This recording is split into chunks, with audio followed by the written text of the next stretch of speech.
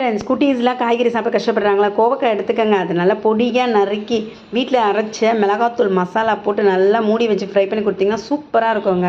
குட்டீஸ் பயங்கர விருப்பமாக சாப்பிடுவாங்க.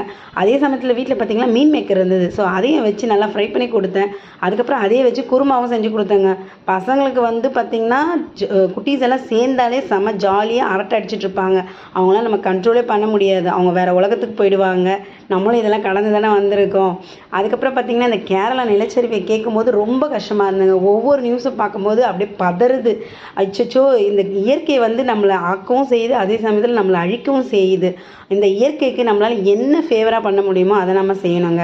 அங்கே போய் நிறைய சோஷியல் ஒர்க்கர்ஸ் நல்ல மனசு இருக்கவங்களாம் ஹெல்ப் பண்ணுறாங்க.